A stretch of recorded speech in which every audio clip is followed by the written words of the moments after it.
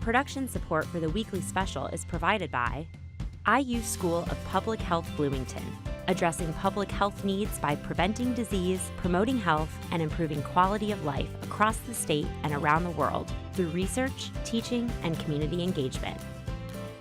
Smithville Fiber, the Giga City Company, a philanthropic community partner since 1922, and a proud supporter of numerous community organizations.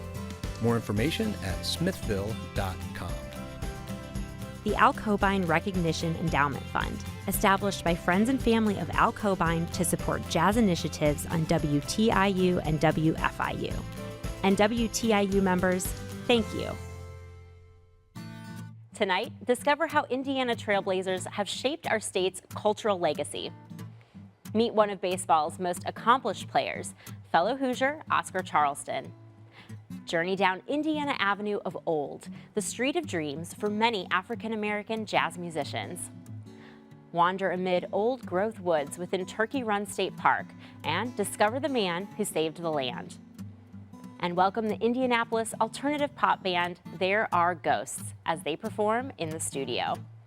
Learn how historical Hoosiers impact our lives today. It's all coming up right now on the Weekly Special.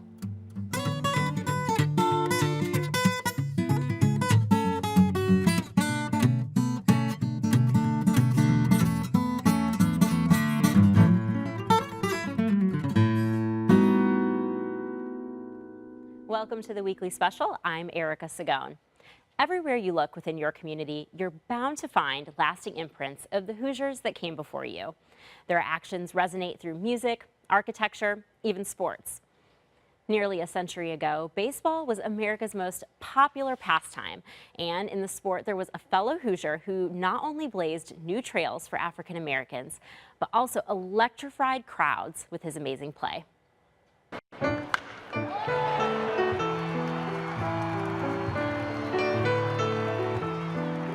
When you look at Charleston, you see that he was the greatest of the Negro League players. There's some players who are known for being great at one thing, but Charleston was great at everything.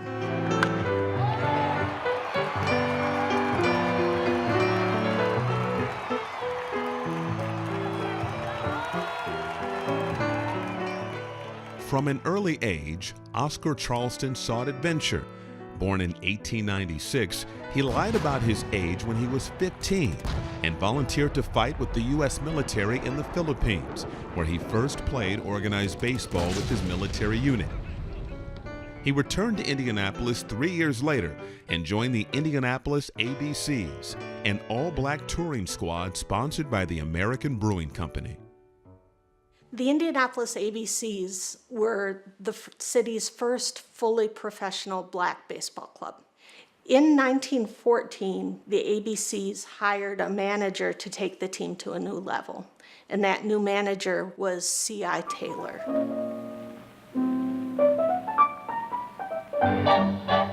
The son of a Methodist minister, Taylor was a strict disciplinarian who demanded great respect from Charleston and the rest of his teammates. It wasn't a team of rough and tumble ball players.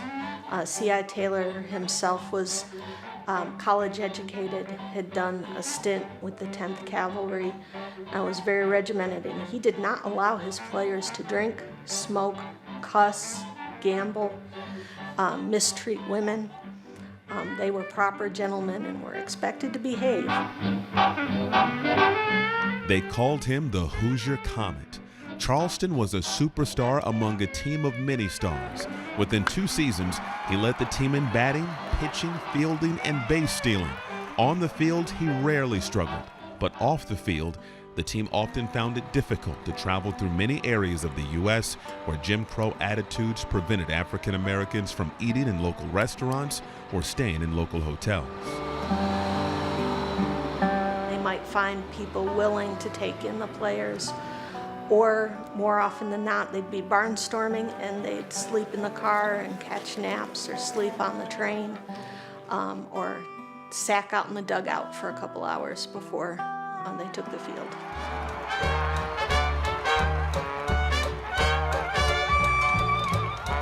By 1920, through Taylor's leadership and Oscar Charleston's ability to draw large crowds, the ABCs worked with other black barnstorming teams to organize a new professional circuit, the Negro National League, separate but athletically equal to the all-white Major League. In 1921, he was the highest paid player in black baseball. With reason. He was hitting the most home runs. He was hitting as many home runs as Babe Ruth was doing in Major League Baseball. He was just chalking up stats that were phenomenal. And for Charleston, food wouldn't have been a problem. Women would actually bring pies to the ballpark for him, trying to win his favor. Inspired by his old coach, Oscar Charleston went on to become a manager in the Negro National League for more than 3 decades, coaching and playing with other stars like Satchel Paige and Josh Gibson.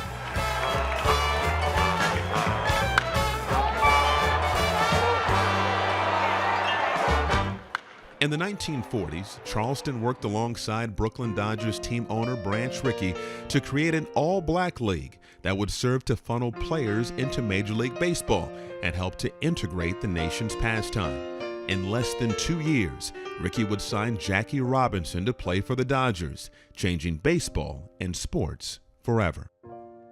Today, baseball statisticians rank Charleston as the 4th greatest player in baseball history, behind only Babe Ruth, Honus Wagner, and Willie Mays. Managers like John McGraw, who knew Charleston, had seen him play. McGraw recognized Charleston as a talent who, if somebody could cross the line, Charleston certainly would be it. So there's that kind of respect he had and that perception.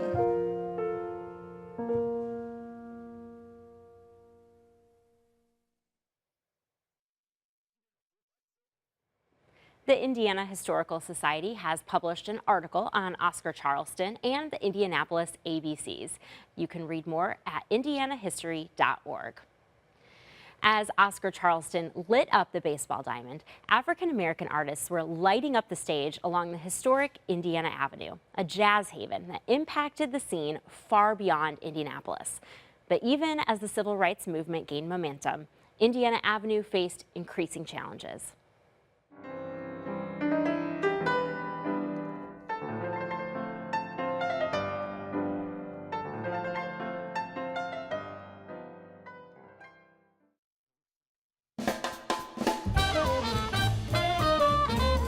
On September 7, 1959, Wes Montgomery showed up at the Missile Room, an after-hours club in Indianapolis, for a late-night set in front of a small crowd.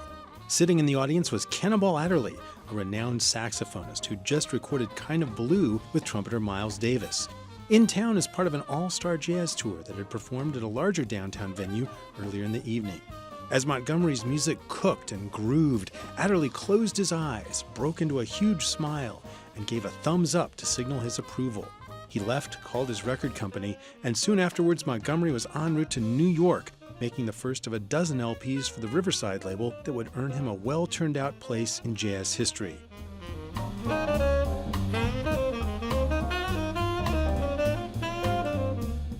Montgomery was following in the footsteps of J.J. Johnson, Freddie Hubbard, and Slide Hampton, who had all left their Indianapolis hometown to achieve fame, carrying the jazz message of Indiana Avenue around the world.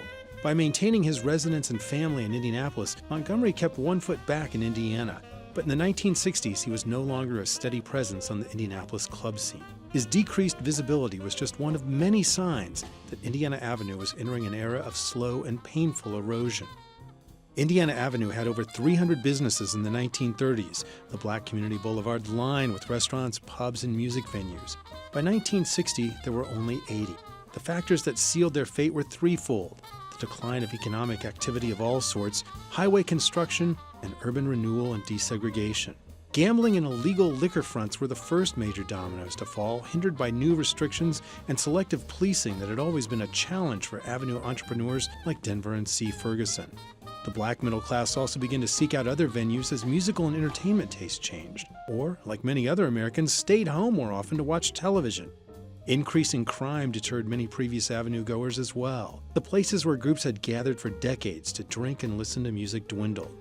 Jazz had given way to rock and soul in popularity, and though the Avenue highlighted some of these performers, both local and out of town, including a young Jimi Hendrix, it no longer functioned as the main stem of cultural activity in Indianapolis's black community.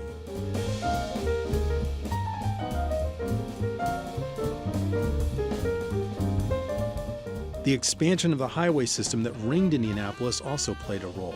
While Highway 65 and 70 eased commuters' travel through and around the city, the expansion created catastrophic problems for the greater Indiana Avenue area, as churches that anchored the community to the avenue were relocated and entire neighborhoods were demolished to make way for the interstate. Historic bonds and connections vanished before the onslaught of wrecking and construction crews. Along with construction came urban renewal and desegregation.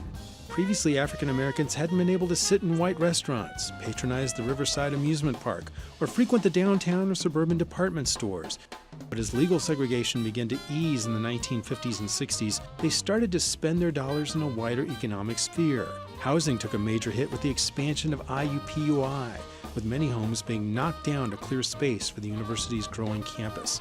Lacafield Gardens housing development, an early crown jewel of federal housing projects and once a bastion for African Americans looking for a better residential quality of life, was eventually closed and many of its buildings leveled in the early 1980s.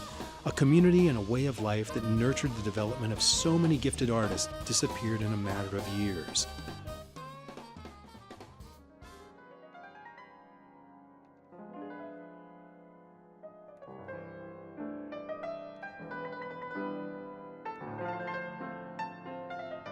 Today, the only structures from Indiana Avenue's golden age that still stand are the Madam Walker Theater and 8 of Lacafield Gardens' original 24 units. The Avenue had been created by freed slaves as a home for the emerging African American culture of the 20th century. Music had rippled through the streets, heritage had formed in the buildings and venues that lined the Black Boulevard. A landmark housing project had given residents the opportunity for a safer and better life. From the band room at Crispus Attucks High School to the standing room crowds of the Madam Walker Theater, jazz had been the lifeblood of the small community and the avenue that helped foster its birth. Wes Montgomery and the Ink Spots, Leroy Carr and the Hampton Family, Freddie Hubbard and David Baker, J.J. Johnson and others had made locations such as the Cotton Club and Sunset Terrace, George's and Henri's, and the Missile Room artistic landmarks that exist now only in the historical record and a few remaining memories. For half a century, Indiana Avenue had provided a thriving point of convergence for culture and commerce, entertainment and art, and life and love. Music fueled the scene, but the people were the avenue, the ones that absorbed the sounds and encouraged the talent. The street burned bright with the fire of jazz as it etched its place in the legacy of America.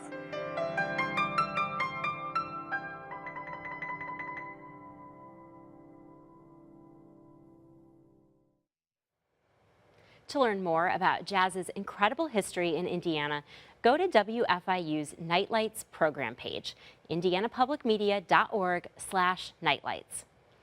Indiana Trailblazers' impact on the state's cultural heritage is clear, from music to sports, but they've also impacted our natural history. And one such Hoosier recognized the need to preserve that history far before conservation became part of our environmental narrative. Turkey Run is a very unique state park in northern Indiana. It's these cool shady glens, it's old growth trees, it's these wonderful eastern hemlock trees gracing cliff sides overlooking beautiful creeks and valleys. And it looks this way because of something that happened a mere 12,000 years ago. That was the end of the time of the last glacier in this part of the state. And when that glacier melted, that stuff that was inside the glacier is now roaring out of the glacier in these torrents of meltwater, running through the cracks in crevices in this Mansfield sandstone and carving out the familiar trail system that we know today. And a man named Salmon Lusk back in 1821 came through here as a scout for William Henry Harrison, trying to find safe passage for the troops from Terre Haute up to the Battle of Tippecanoe. So then when he resigned his commission from the Army, he was paid with a land grant, as many officers were in those days. And then in 1823 came here and bought the first 288 acres of what later became Turkey Run State Park. And we're very lucky because this man was really an early conservationist. It's because of them that we still have old growth trees, and it's because of them this is a park. When he died, the timber buyers of Indiana were coming in force. They wanted to buy Turkey Run and cut down all the trees. A committee headed by Richard Lieber, a commission actually, who was looking into establishing a system of state parks in Indiana. So Richard Lieber came here to see Turkey Run and of course, fell in love with the place, had to have it. And so he initiated a campaign to raise the funds and to get the people of Indiana excited about saving Turkey Run for themselves. These state parks were established not just to conserve land, but to provide a place for people to come to get away from all the struggles and stresses in their lives and to just soak up nature, relax, and pull some peace into themselves. We have a lot of special events coming up at Turkey Run. The first weekend in May is our Welcome Back weekend on all of our state properties. You can participate in hikes and workshops and all kinds of make and take activities to kind of get you back out into nature and ready for the summer. And so I would encourage anyone who can to come out and visit an Indiana State Park this year. It doesn't have to be Turkey Run. They are all special in their own unique ways, and it is a renewal place, someplace that you can come and feel better.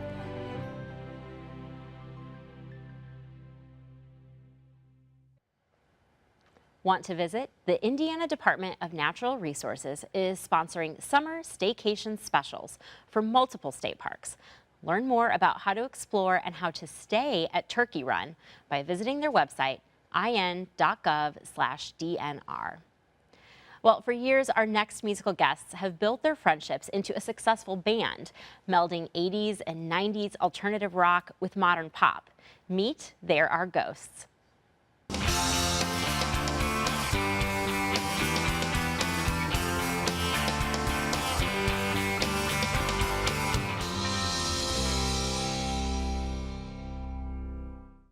There Are Ghosts formed in two phases. So first it was Andrew and Mike playing with Tony, guitar player, also my husband. And I wasn't part of it in the beginning, and neither was John, our other guitar player. And so I kept hearing the songs, and I was singing all the songs, and I started to really like a lot of the music that they were doing. And then I just one day was like, so can I join the band and be the singer? When it all came together, it just clicked. Our goals were totally aligned in that we want to just make great music, fun music, whatever we want, spend time together, play shows, and just have it be something that feeds us creatively. And the fact that we've all known each other in some form or another for over 20 years is a huge benefit. We're 5 best friends who happen to play in a band together. So that makes for a really good, creative, productive environment. We're serious about what we do, but we want to have a lot of fun doing it, and so we err on the side of fun when it comes down to it. Describing your sound to someone is always difficult. So the way that I would describe it would be alternative college rock music of the late 80s into early 90s. When I'm performing, I am trying really hard to stay as present in the moment as I can because I have a tendency to get sucked into my own head, and that's not where you want to be, when you're performing. The whole point is to get it out of here and out there. What I really try to focus on is just creating that connection with an audience, to really have people feel the emotion of a particular song or feel, just the energy and the love that we have together as a band and as friends, and bring them into that. What you hope at the end of the day is someone liked your music, enjoyed coming out and seeing you play, and that they'll want to listen to you again. My personal definition of success as a musician is to keep doing it. It is a valuable form of expression.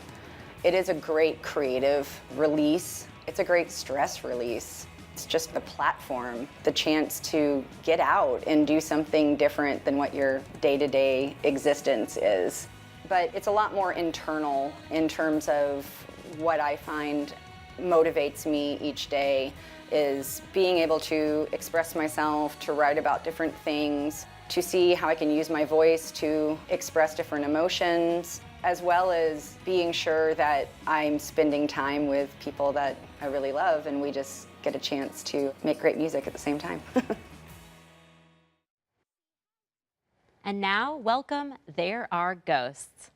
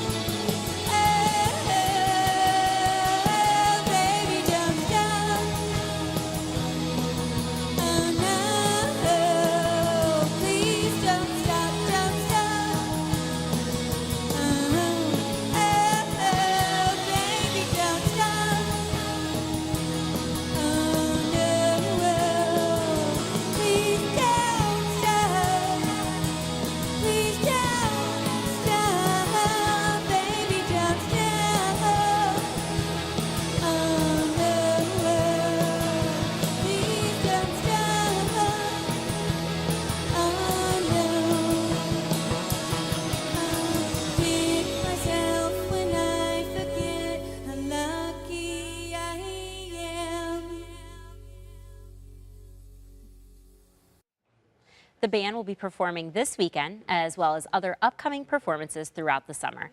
Learn more at their website, thereareghostus.bandcamp.com.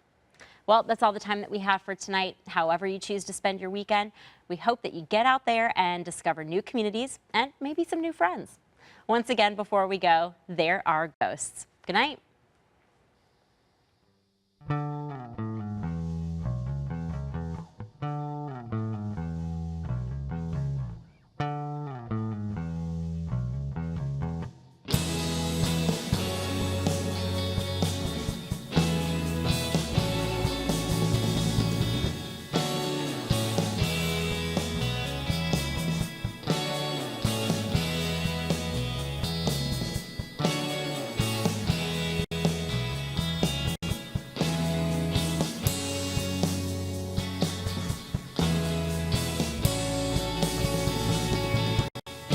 Every day we're falling low, and now we're falling through your door.